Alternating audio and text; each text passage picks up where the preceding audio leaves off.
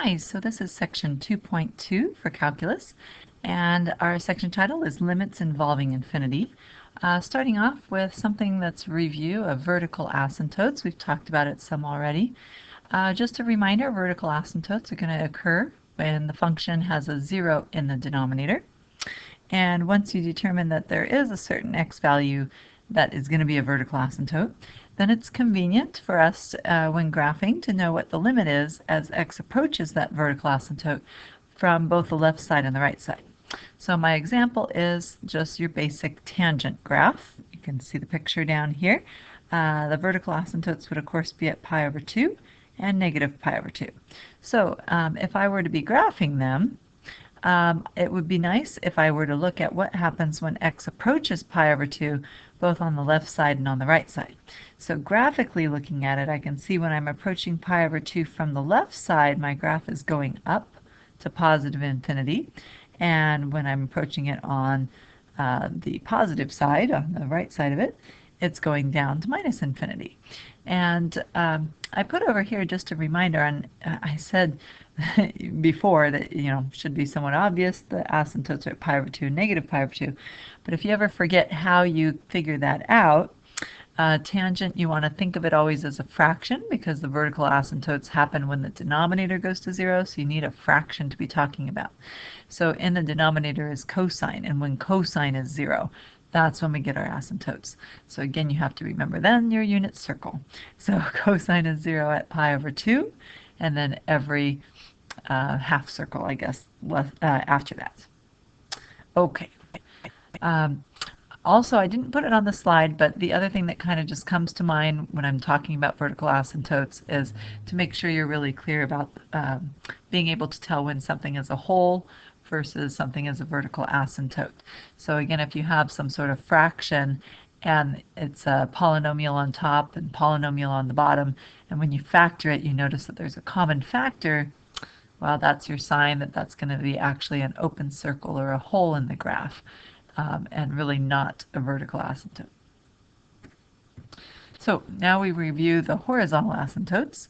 And a horizontal asymptote is again the height that the function is approaching as you go way off to the right on the graph and way off to the left on the graph. So my example here is our nice graph here, y equals 1 over x. This is our picture of it. And again, as I go way off to the right, the function is flattening out at a height of 0. And as I go way off to the left, it's also flattening out at a height of 0. So both limit as x going to the right at infinity and the limit as x is going to the left way out at negative infinity. Both of those are flattening out at a height of 0.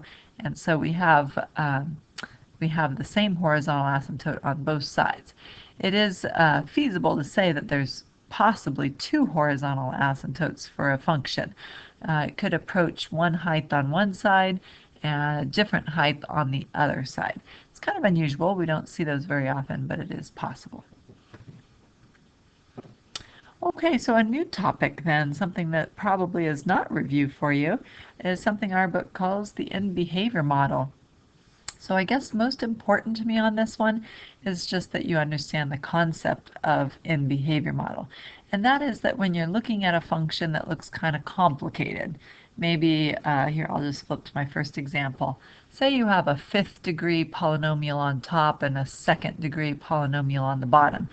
If I were to ask you, oh, graph this, what does it look like? I'd be thinking, oh my gosh, I don't want to have to graph that. It's a 5th degree divided by a 2nd degree. I don't know what this thing looks like. So if our goal is not really to come up with the entire graph, but just to be able to describe what's happening way off on the ends of the graph, meaning off to the right and off to the left, then the end behavior model is very convenient. And the way it works is basically if it's a rational function, you just think, okay, well, if I'm talking about plugging in a really big number for x, then the x to the 5th term seems a lot more important than any of these lower powers of x. And on the bottom, same thing. If I'm plugging in infinity, this term here, the highest powered of x term, is going to outweigh anything that this x minus 3 might do to affect the picture. So we basically drop all the lower powered terms and just boil it down to the highest power in the numerator and the highest powered term in the denominator, that becomes our in behavior. And I could even reduce that down to 1/2 of x cubed. So as long as I know what 1/2 of x cubed looks like, then I know what my original function also looks like. They look the same, at least for really big values of x and really small values of x. In the middle, somewhere close by the origin or whatever, it's not going to look the same at all, but way off at infinity and minus infinity, they do.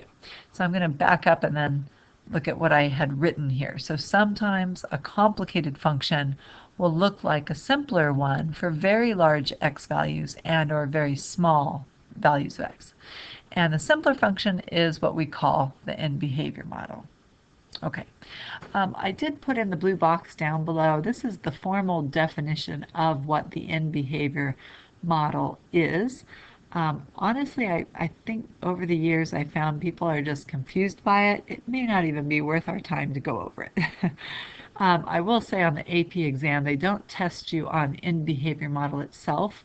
What they're interested in is asking you to find the limit as x goes to infinity, and the in behavior model might be convenient for you to be able to figure out that limit.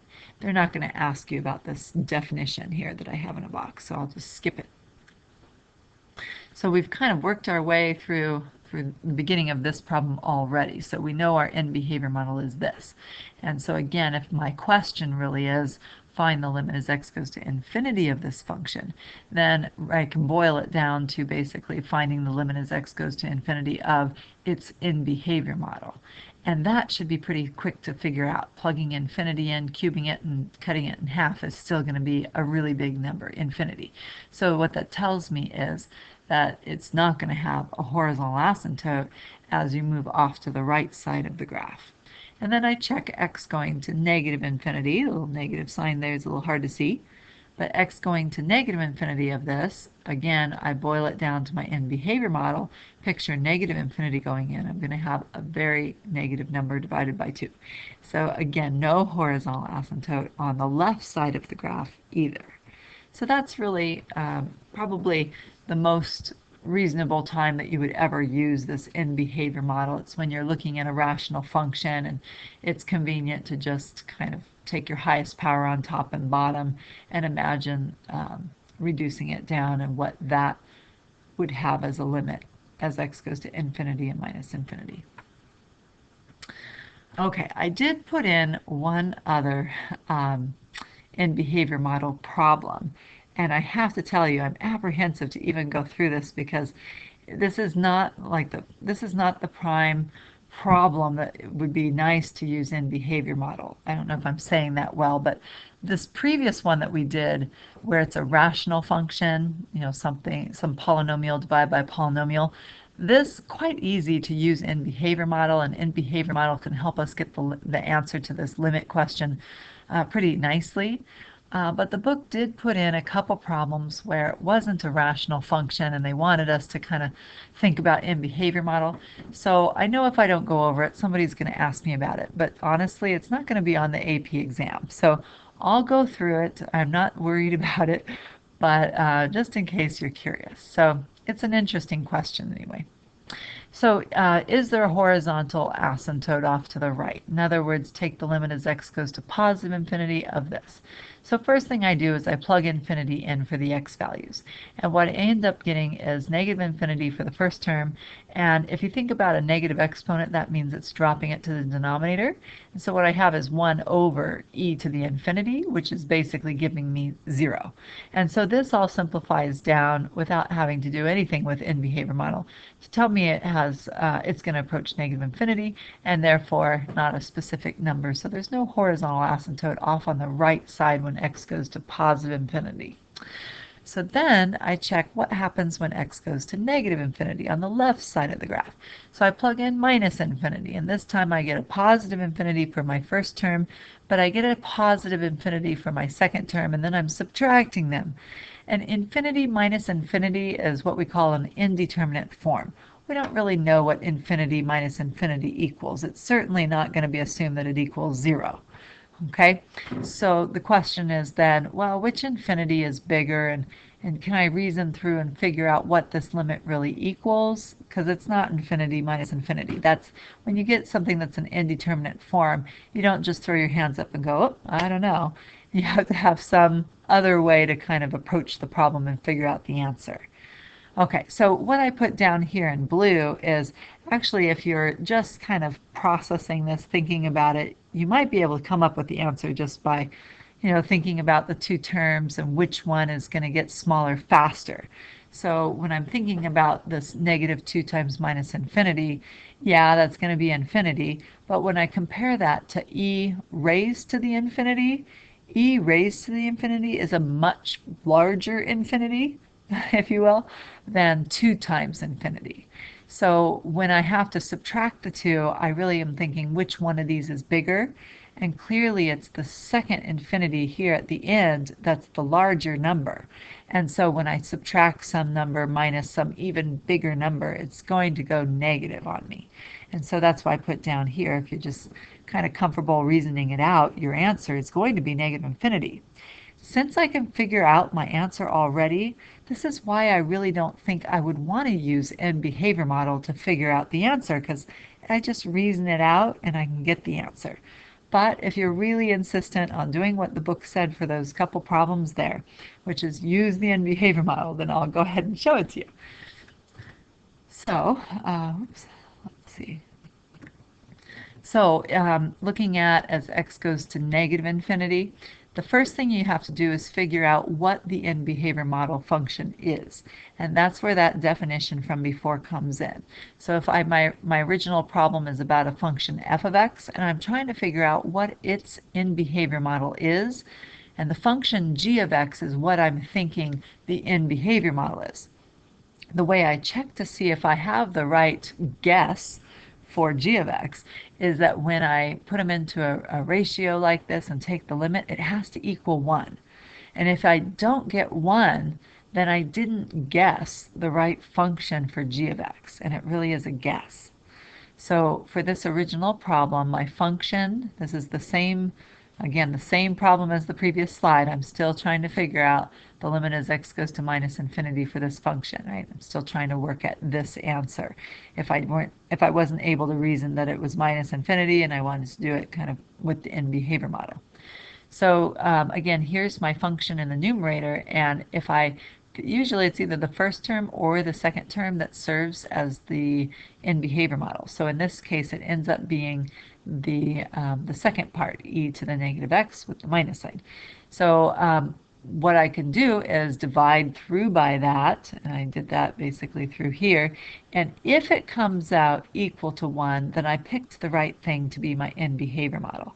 And so if I take negative 2x and divide it by e to the minus infinity, well, I'm plugging negative infinity, e to the negative minus infinity is e to the positive infinity, and so the bottom number is again going to be bigger than the top number, so when I divide I get 0 there, and then something over itself for the other term simplifies to 1, and so 1 does equal 1, and so in fact negative e to the minus x is our end behavior model.